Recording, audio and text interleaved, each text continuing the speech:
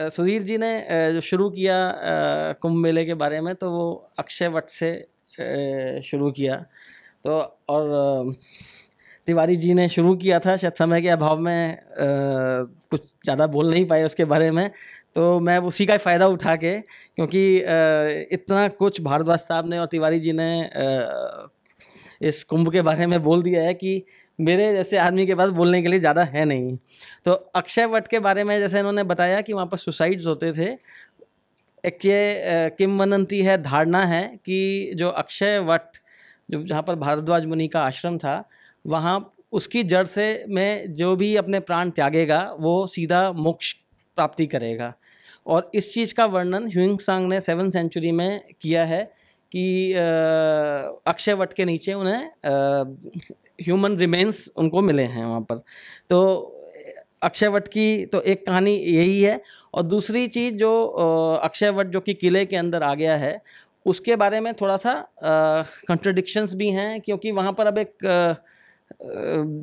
Religious लोगों की feelings हैं, तो वही हैं कि उसके ऊपर एक पहाड़ी है छोटी सी, असली अक्षय वट शायद वहाँ है। और इसमें एक हमारे मित्र हैं त्रिपाठी जी, तो उनके चाचा जी जो कि इलाहाबाद म्यूज़ियम के डायरेक्टर थे, ऋषिराज त्रिपाठी जी, उनकी थीसिस है आर्कियोलॉजी ऑफ इलाहाबाद। 1974 में उन्होंने वो केडी त्रिपाठी जी के अंडर में की थी। तो उसमें इन चीज़ों का उन्होंने वर्णन किया है। उन्होंने आर्कियोलॉजिकल एविडेंस के बारे में भी बात की है, साथ में जो हमारी किताबें हैं, जो हमारे ग्रंथ हैं, उनसे भी उन्होंने चीज़ें ये निकाली हैं कि जब रामचंद्र जी और सीता जी जब भारद्वाज मुनि के आश्रम में जब पहुँचे, तो वो कुछ जंगल पार करके गए थे प्रयाग के बाद। तो वो प्रयाग से थोड़ा सा हटकर जो है वो अक्षय वट है।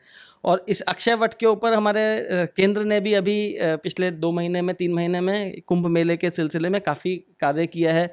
कुछ हमने अपनी डॉक्यूमेंट्रीज़ भी बनाई हैं जो कि पब्लिक के लिए रिलीज़ हो जाएंगी, तो वो भी आप मेरे ख्याल से सब लोग उसका फ़ायदा उठाएंगे। क्योंकि मैंने बताया कि मैं सुना सुनाया पंडित हूँ, मैं पढ़ा लिखा पंडित नहीं हूँ इस विषय का, तो कम से कम। और दूसरी एक किंवदंती और है कि एक तो कुंभ में अमृत बरसता है और उस अमृत में सबको पुण्य मिलता है।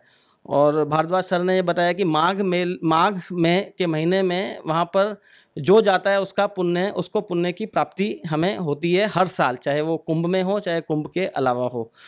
तो किंवदंती ये है कि विक्रमादित्य जी जो कि अयोध्या के राजा थे लगभग 2000 साल पहले, तो उस समय वह रात को देखने जाते थे कि यहाँ पर हमारे इसका हाल क्या है, इस जगह का हाल क्या है। तो उन्हें घोड़े पे सवार बिल्कुल काला, बिल्कुल शाम उसका आदमी दिखाई दिया, और वो उसके पीछे पीछे जाते रहे। वो भी जाता रहा और वो जाके सरयू नदी में चला गया, घोड़े को छोड़कर सरयू नदी। और जब वो सरयू नदी से बाहर आया तो वो बिल्कुल उसका एकदम साफ सुथरा, एकदम रंग सब निकल चुका था। तो उन्होंने उनसे पूछा कि भैया तुम कौन हो? तो वो बताने को तैयार नहीं थे, लेकिन उन्होंने कहा मैं यहाँ का राजा हूँ, मैं जानना चाहता हूँ कौन थे, मुझे यहाँ की प्रजा की चिंता है। तो उन्होंने कहा मैं प्रयागराज हूँ, माघ के महीने में लोग जो यहाँ पर आके अपना पाप धोते हैं, उससे मैं पूरा काला हो जाता हूँ। उसके बाद मैं सरयू नदी में आके अपने पापों को मैं अपना धोता हूँ और मैं दोबारा से फिर वहाँ पर जाता हूँ। तो यह दो जो किंवदंती अक्षय वट की और इसकी थी, जो मैं इसमें पैनल डिस्कशन में ऐड करना चाहूँगा। और आप सभी का बहुत बहुत धन्यवाद सुनने के लिए।